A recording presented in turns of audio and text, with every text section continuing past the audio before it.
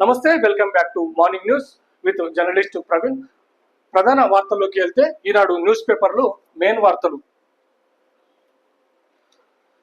Bus pass ఛార్జీల పెంపు, ఇకపై జనరల్ నెలవారీ విద్యార్థి పాస్ ధర 600 రూపాయలంటూ వార్తగా ఉన్నది. హైదరాబాద్ మెట్రో ఎక్స్ప్రెస్ లలో విద్యార్థి పాస్లకు అనుమతి అంటూ వార్తగా ఉన్నది. ప్రజలలో టోల్ ప్లాజా యూజర్ ఛార్జీ ఒక్కొక్కరికి 10 వసూలు అంటూ ప్రధాన వార్తగా ఉన్నది. టీజీఎస్ ఆర్టీసీ ప్రకటన. ఓకే, బస్ పాస్ ఛార్జీలను సోమవారం నుంచి పెంచినట్లు ఆర్టీసీ ఒక ప్రకటనలో తెలిపింది. విద్యార్థి బస్ పాస్ ఛార్జీలను గత 3 ఏళ్లుగా పెంచలేదని,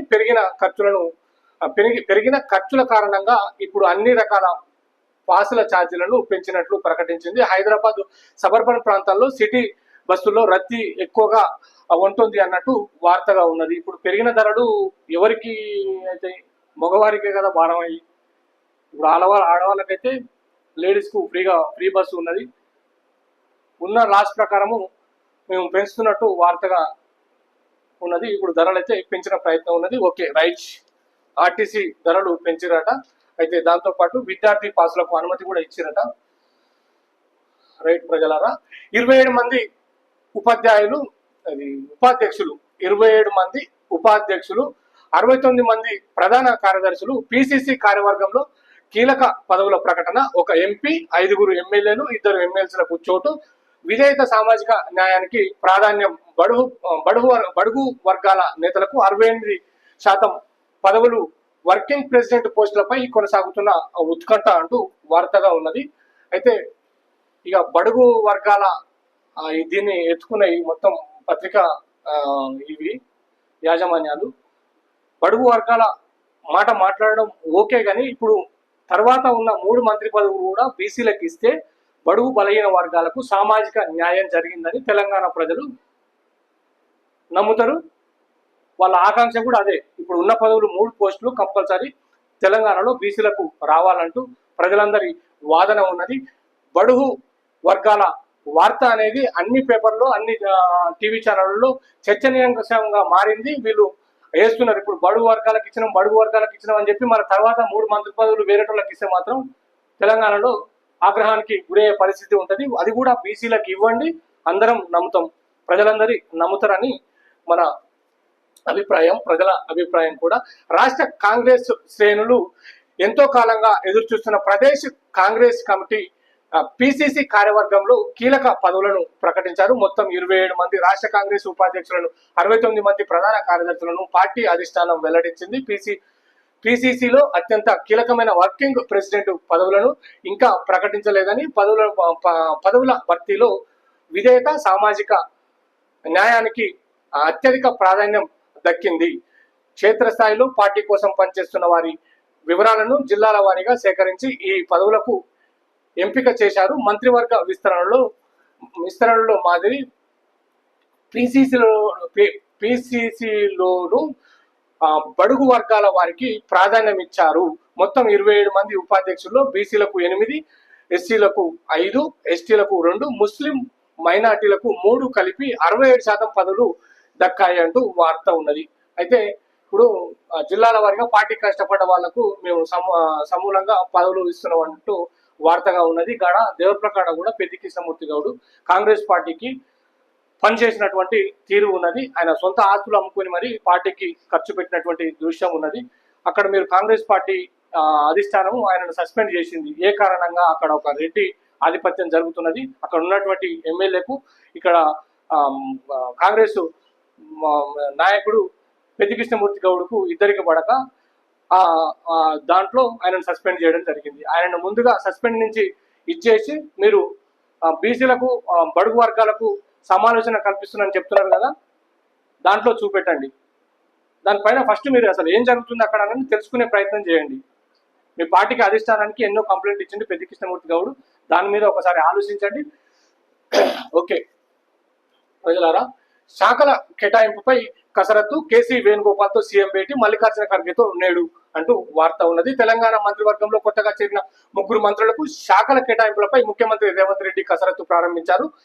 ఇదే అంశంపై సోమవారం మధ్యాహ్నం ఢిల్లీకి వచ్చిన ఆయన సాయంత్రం ఇక్కడ ఇందిరా భవన్ లో పార్టీ సంస్థాగత వ్యవహారాల ఇన్ఛార్జి కేసీ వేణుగోపాల్తో సుమారు గంట పాటు చర్చించారు. ఈ సందర్భంగా పాత మంత్రులు చూస్తున్న బాధ్యతలు ప్రస్తుతం ఖాళీగా ఉన్న శాఖల జాబితాలను ఆయన అందించినట్లు తెలిసింది.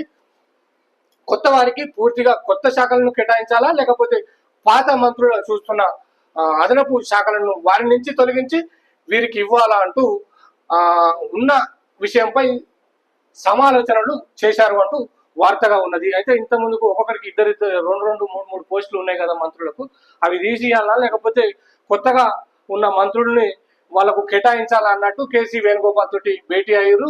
ఈ రోజు మల్లికార్జున ఖర్గే గారితో భేటీ అయ్యే అవకాశం ఉందన్నట్టు వార్త ఉన్నది ప్రజలారా. Okay right. అంతరిక్షంలో మనిషికి ప్రత్యామ్నాయం లేదు అంటూ వార్త ఉన్నది. రోబోలను పంపిన మానవ సహిత యాత్రలు అవసరమే అంటూ తెలిపారు.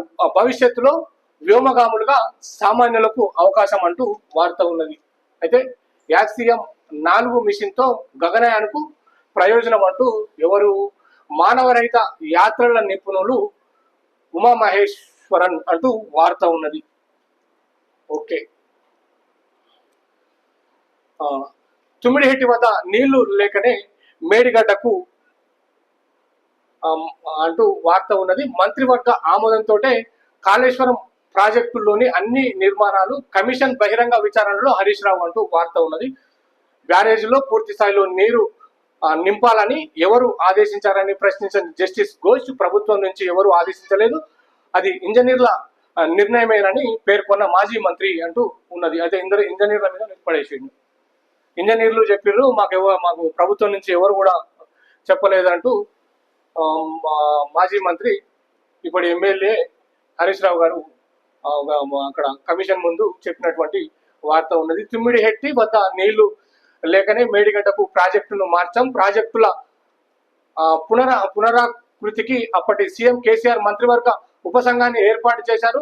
పలు ప్రాజెక్టులపై ఉపసంఘం అధ్యయనం చేసి నివేదిక ఇచ్చిన తర్వాతే కాళేశ్వరం ప్రాజెక్టు బ్యారేజీల నిర్మాణాలు జరిగాయి. ఈ ప్రాజెక్టులో అన్ని పనులకు మంత్రివర్గ ఆమోదం ఉంది అని నీటిపారుదల శాఖ మాజీ మంత్రి బారసా ఎమ్మెల్యే హరీష్ రావు కాళేశ్వరం న్యాయ విచారణ కమిషన్ ఎదుట పేర్కొన్నారు. కాళేశ్వరం ఎత్తిపోతల్లోని మేడిగడ్డ, అన్నారం, సుందిల్లా బ్యారేజ్లపై విచారణ చేస్తున్న జస్టిస్ పిసి ఘోష్ కమిషన్ ముందు సోమవారం ఆయన హాజరయ్యారు అంటూ వార్త ఉన్నది ప్రజలారా.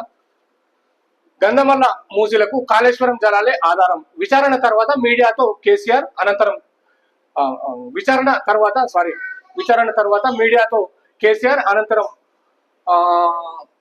కేటీఆర్ కదా హరీష్, ఓకే సారీ విచారణ తర్వాత మీడియాతో హరీష్ అనంతరం కేసీఆర్ తో భేటీ. ఓకే ప్రజలారా, సారీ మిస్టేక్ అయింది అక్కడ. Okay right.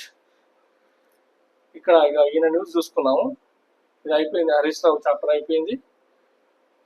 ఇప్పుడు ఒక దొంగ దగ్గరికి పోదాం.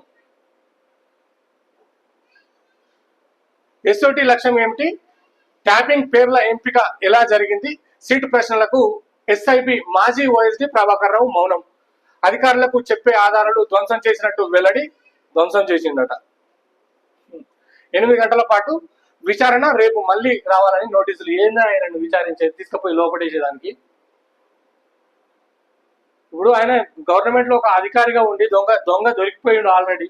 ఆయన కోసం తీవ్ర కసరత్తు చేసిరు, దేశం నుంచి ఇక్కడికి రప్పించారు, వేరే అమెరికాలో ఎక్కడో ఉంటే వీడికి రప్పించారు. ఈయనతోటి విచారణ ఏంది, లోపడేసినాక మొత్తం మాట్లాడేదానికి వాళ్ళ తర్వాత రావాలన్నట.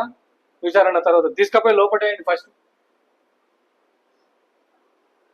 ఫోన్ అక్రమ ట్యాపింగ్ కేసు ప్రధాన నిందితుడు స్పెషల్ ఇంటెలిజెన్స్ బ్రాంచ్ ఎస్ఐబి మాజీ ఓఎస్డి ప్రభాకర్ రావు సిట్ అధికారుల ప్రశ్నలకు మౌనం దాల్చారు. సుదీర్ఘ ఎదురుచూపుల తర్వాత సోమవారం ఎట్టకేలకు ఆయన సిట్ ముందుకు వచ్చారంటూ వార్త ఉన్నది. వాళ్ళతోటి ఇట్లే కాలయాపన చేస్తారు కథం గోవింద మందరం అవుతుంది. రగులుతున్న లాస్ ఎంజెలెస్ అంటూ వార్త ఉన్నది. అక్రమ వలసదారుల అరెస్టులతో రాజుకున్న అగ్గి, వీధుల్లోకి వేల మంది జనం, జాతీయ రహదారి దిగ్బంధం, వాహనాలకు నిప్పు, ఆందోళనకారులపై రబ్బర్ బుల్లెట్ల ప్రయోగం అంటూ అమెరికన్ ఏదో చేసేటట్టే ఉన్నాడు ట్రంప్. ఈ ట్రంప్ అక్కడ అధికారంలో వచ్చిన కాంచి అంత గందరగోళం ఆగం అవుతుంది అమెరికాలో. ఆయన ప్రయాణం చేసుకునే దానికి ఏంది ఇది, ఈ కథ ఏంది, మొత్తం అక్కడ రోడ్ల మీద కార్లను మొత్తం దగ్ధం చేసినటువంటి పరిస్థితి కనబడుతున్నది ప్రజలారా. అక్రమ వలసదారుల అరెస్టులతో అగ్గిరాజుకున్న అమెరికాలోని లాస్ ఏంజెల్ నగరంలో నిరసనల పర్వం కొనసాగుతుంది. మూడో రోజైన ఆదివారం వేల మంది జనం వీధుల్లోకి వచ్చారు. అత్యంత కీలకమైన జాతీయ రహదారిని దిగ్బంధించారు. స్వయ డ్రైవింగ్ కార్లను నిప్పుపెట్టారు. అల్లర్లకు అణిచివేసేందుకు నేషనల్ గార్డులకు ట్రంప్ ప్రభుత్వం మోహరించడంతో ప్రజల్లో ఆందోళన అంటూ వార్త ఉన్నది ప్రజలారా. ఈ ట్రంప్ ఏం చేస్తాడో లాస్ట్కి అమెరికన్ చూడాలి. ఆయన సొంత లాభం కోసం ఇవన్నీ ఒక్కోసారి టక్కున ప్రకటించేస్తుంటాడు. ఇక వాళ్ళంతా రోడ్డు మీదకి వచ్చి ఇదంతా అక్కడ ఆగమాగం అవుతున్నటువంటి పరిస్థితి కనబడుతున్నది. ఓకే ప్రజలారా, నేటి ప్రధాన వార్తలు అయిపోయినాయి. ఒక్కసారి మార్గరెట్ కార్టిన్ ఏదో ఉందో చూద్దాం. ఇక్కడ ఇది సంగతి. జైపూర్ మంత్రికే లంచం ఇవ్వ చూపిన టీచర్ అంటూ వార్త ఉన్నది. ఒట్టు సార్, మీ నిజాయితీ అందరికీ తెలియజేయాలనే తప్ప వేరే ఉద్దేశం లేదంటూ కార్టూన్ ఉన్నది. చాలా మంచిగా ఉంటుంది మార్గరెట్ కార్టూన్. ఓకే ప్రజలారా, ధన్యవాదాలు. ఆర్ న్యూస్ ఛానల్ని సబ్స్క్రైబ్ చేసుకోండి. మరింత మందికి మన ఆర్ న్యూస్ ఛానల్ వీక్షించేలా ఆశీర్వదించండి. ధన్యవాదాలు.